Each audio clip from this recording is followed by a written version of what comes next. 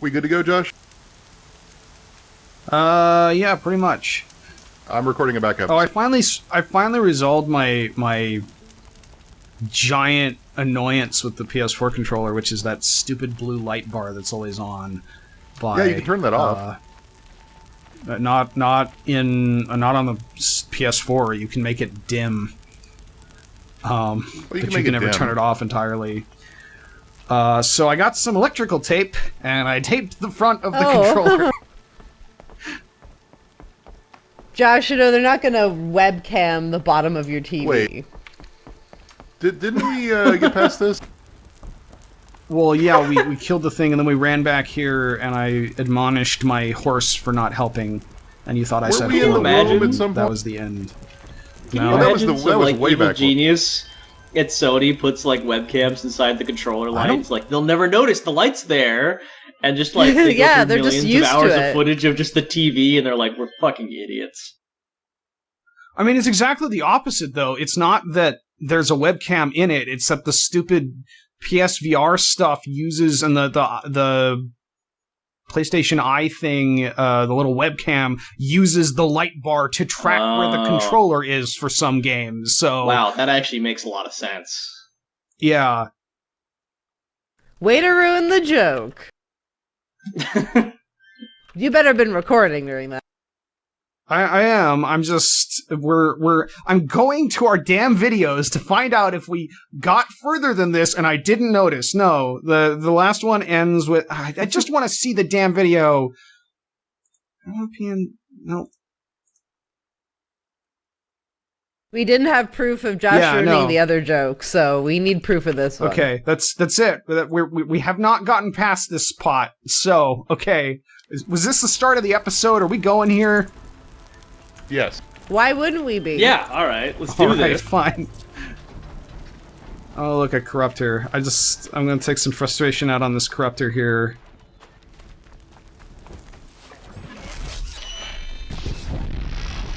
I wonder, like, as like an experiment to the AAA, like, to what extent do you think video games come up with, like, names for enemies that have the kind of high concept affect of, like the Corruptor or Brutes or whatever, because, like, it's useful to build a vocabulary that's specific to that game? And how much of it is, like, out of an artistic desire to express something that's kind of, like, cool or that's unique in terms of, like, universe, or to, like, really get across their functions in a expressive way? Or how much of it is just kind of like it's what you do in video games?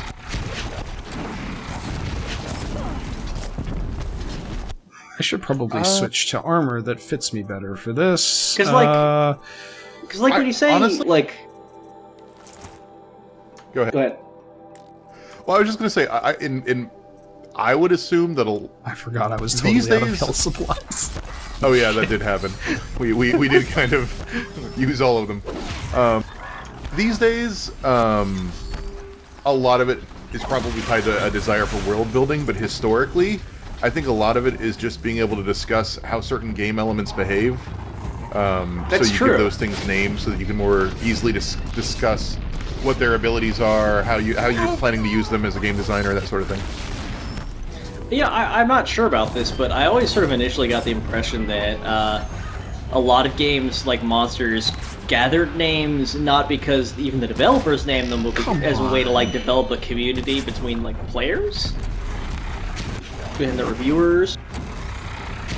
Like, how did those, like, bull monsters from Doom become called Pinkies? Like, where did that come from? Was that not a fan name for them? Let me look it up. I don't know.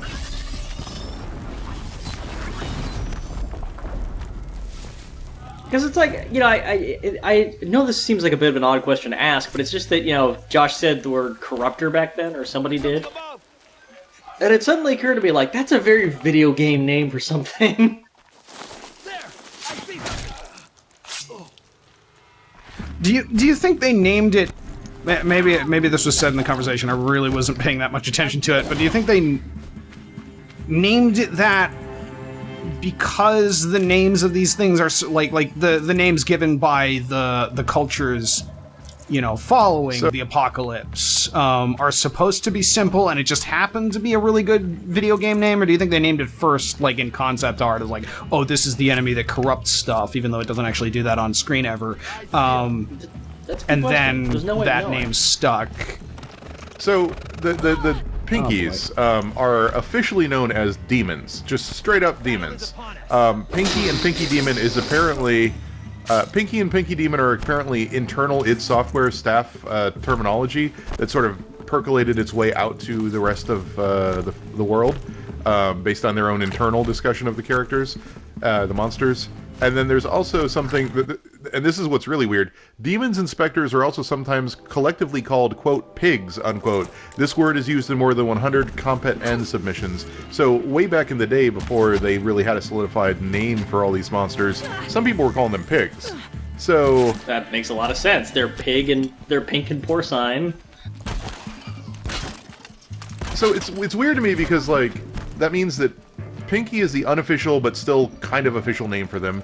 Demon is the canonical official name, and then Pigs is this thing that sort of branched off in the early 90s as a result of not everyone having access to the same information, and everybody just called them that in some sort of Doom modding subcommunity for a while. So that's fascinating.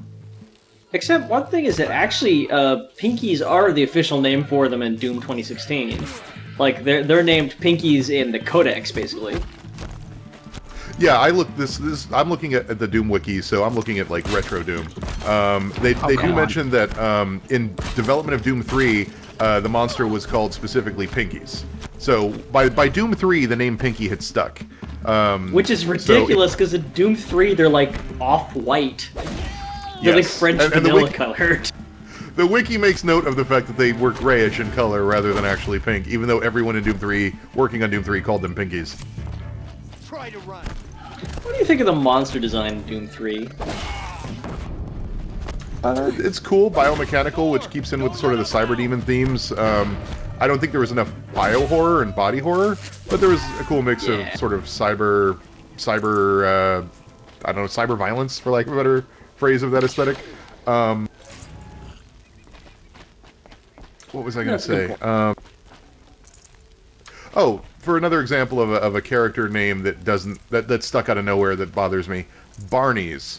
I never liked calling them Barney because that's a proper noun. And then Valve made it even weirder because after Half-Life, they introduced Half-Life 2, where there's a proper capital B Barney character that's supposed to be one of the Barneys you meet along the way in Half-Life 1. And I don't know where the name Barney came from, but that bothers the crap out of me. Where? From your lips to the goddesses. Okay, so so basically it looks a lot like Barney from the Andy Griffith show. Yeah, that's where it came from. You know, like the kind of, I think it's non. Barney Fife? Yeah, Barney Fife. Barney Fife does not wear a metal helmet. Well, no, he doesn't. But look at his face and look at the in face a New Mexico facility that accidentally caused the end of the world either. Okay, I guess that the general frown and bug-eyed nature of you know what, of Don Knotts.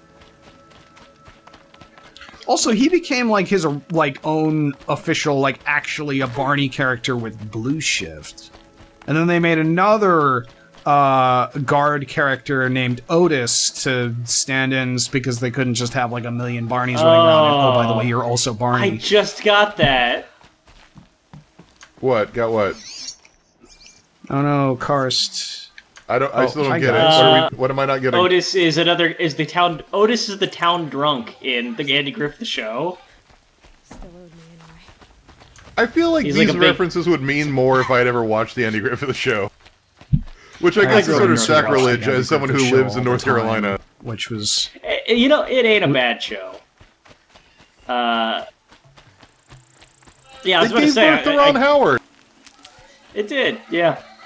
It's a pretty decent show. But not Americans, the Andy Griffith show is a black and white show from, I want to say like the 60s. Last couple 60s. Seasons were in color. I think it started in the 50s actually. It says 1969, but it was like 59 or something. Point is, it's about really? small town life, and by small town, it's like extremely small town. And most of the episodes are from the perspective or Thanks, sort of tree. surrounding the sheriff. I don't know if you guys can see on played the by Andy stream, but Griffith. that happened. You hate trees so much. Why do you shoot them with arrows? It was floating there. It hit the The tree hitbox is bigger than the tree. But apparently, every other security guard in the Half-Life universe is named after a character from the Andy Griffith show. There's only 2 of them. What about the scientists? I actually don't know if the scientists are named after anything. Kleiner exists. I don't remember if Kleiner is named in Half-Life 1, but he like exists as a distinct character. And also as a bunch of other characters because they all use the same damn scientist thing.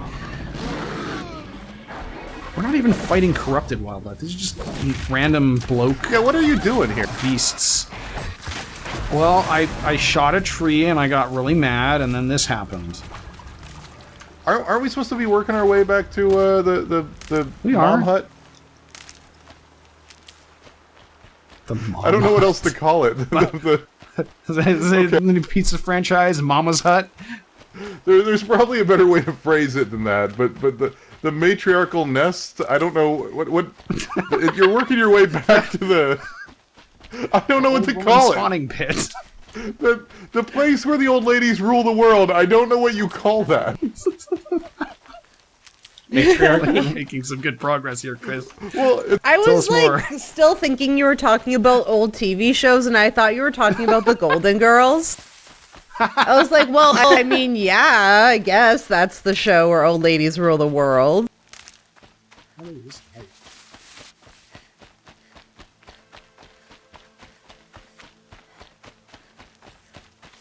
So Horizon Zero Dawn, yes, this is a crazy game of pacing and like Breakneck pace. it's insane. in fairness to the game, we did walk backwards away from where it wanted us to go to save, and then we have not been doing this in about a month, 3 weeks, 4 weeks. Yeah, this save was from the 3rd of December, so over Oh wow. Okay, yeah. almost a month and I a will half, say- actually. I will say that at this point, with our schedule, I am getting slightly worried that we won't have enough time for me to recap every episode of the Andy Griffith Show in order. There's like 200 of them. Yeah, I mean, fortunately, some of them are pretty straightforward. I mean, it's not exactly like, I don't know, Game of Thrones here. It's Andy Griffith's show. Trouble starts, Andy Griffith gives his wise speech, trouble stops. The hearts are soothed, and once again, tranquility returns to America's heartland. Cut to black. Executive producer Dick Wolf. And the criminal justice system. There are two Whoa, kinds of law Jesus. enforcement. Andy Griffith, who solves just problems, and Don Knotts, who fucks everything the fuck up. know, Is Andy I Griffith would- going to come these are out their and show up stories. and help me fight these things? I would love. I want to see this show now. CSI Mayberry. Well, somebody stole the pie from that Great windowsill. reboot of...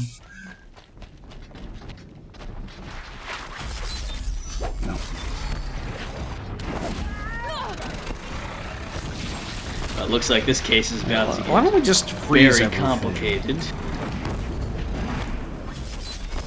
Were there always the giant robots running around this part? No, this is the first place that we fought one of those. It's the original one. So, okay, let's recap here, just in case anyone watching this has forgotten, like probably the rest of us have.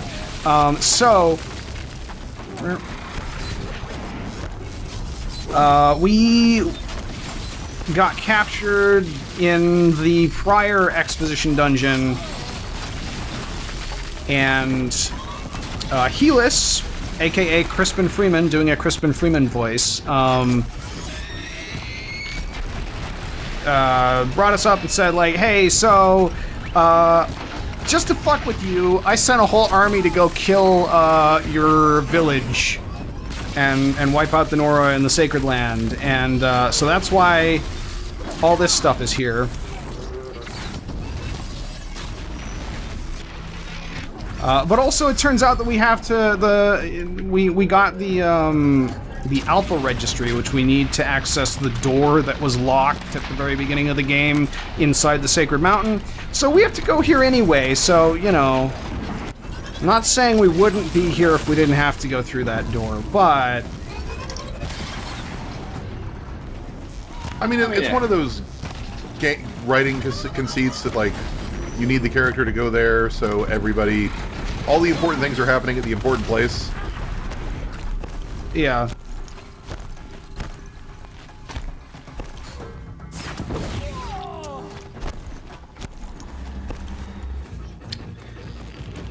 Hi. Okay. So I think for a lot of people it's probably been a little while, so I was actually just going to give a short plot recap, if people are ready. Oh, Ready. a plot recap Alright, so, yeah. of this game. So basically, Danny Williams is going through Mayberry, but he gets pulled over by Sheriff Andy Taylor. And the thing about him is that he's, like, obviously supposed to be this big city type who, like, doesn't have time for anything. Like, he's a TV show host. So he doesn't want to pay the stop sign fee for, you know, blowing through traffic. And he puts him in jail for the night. And he then, like, goes about trying to, like, compromise Andy's authority by appealing to various other authorities in town, only to discover that in this town, Andy owns essentially literally every government position. Like, he is also the justice of the peace, the mayor, the newspaper editor. It's basically he has a monopoly on the whole town. It's pretty dystopian, but he ends up being friends with Andy because he's just a nice guy. So turns out that a monarch is okay as long as he is kind at heart. You know, I would feel less bothered by this if it wasn't for the fact that that's not the first episode of Andy Griffith's show. That is. It was aired February 1960. The first episode aired it's the October first one to 3rd, air. 1960. But number in season is 20. Number overall is 206. I don't see how you make that the first episode. Look, I've had this like, argument 50 times on the Andy Griffith Show wiki. I'm not going to have it again. The canon begins with 00, not 01. Man, pilots a bit are how, a like, weird thing. The original Star Trek, the original series pilot, was never aired in its original form, but was instead turned into the only series two-parter. And then the second pilot was like episode 4. More clips. Sure. All right. The survivors must be holed up in the mountain. It could be like So that. I Horizon guess. Zero Dawn. They'll be buried. So yeah, Okay. Horizon Zero Dawn is a video. Like I know there's like probably a bunch that want to hear like Like, I everyone's just died. opinion about the Andy Griffith Show, but So I'm I gonna can pick wait up a till gun we- and almost get shot, and then Okay. Maybe we can wait Oh, until we wait. do the Telltale season of Andy Griffith. For Serial, though, they just shouted for Aloy. What has Aloy done for them that makes them so ready to run out and die for her? well, she did help them track down the don't they know she can operate the machines? Or talk to the yeah. to not, she's like a not son. She can operate do the something. machines. They know. Well, that's always been something people have like sort of honored her with, I guess. So the fun part about fighting Thunderjaws is that they drop the best weapons to fight them with. So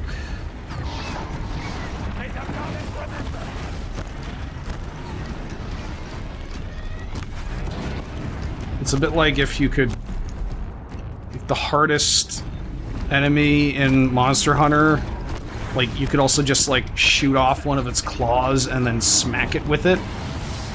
And its claws happen to be the most powerful weapon in the game.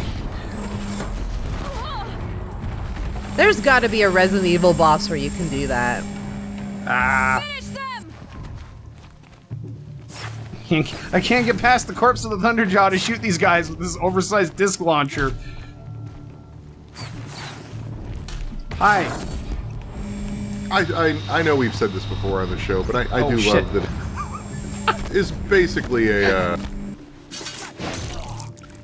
tribe's weapon. Down with that. What? No, I just said I love that the disc launcher is basically a tribe's weapon. Oh, I was like, what do you mean it's a tribe's weapon? Like, this isn't like it looks like something that a tribe would use, and I was like, oh, okay, you mean the video game? I was also confused as well. Did it. Aloy did it. We I was like, yeah, they're all kind of tribes weapons, I guess. I'm just referencing old people video games. There's been a whole I lot don't of know, old we talk overall. I'm just gonna say with the Andy Griffith show and all that. Okay, for the record, I have never seen that, and I am lost as to why everyone knows Andy Griffith. So, Did what no brave as the elderly curmudgeon, I don't know why that's a thing. Varl. He's just a nice guy, Chris. Are all right. since the proving. I feel like there's a way to segue this into Cheers, but Is the killing over? For now, but But do this we was just want another to? battle, Varl. There are more to come. I don't. I see.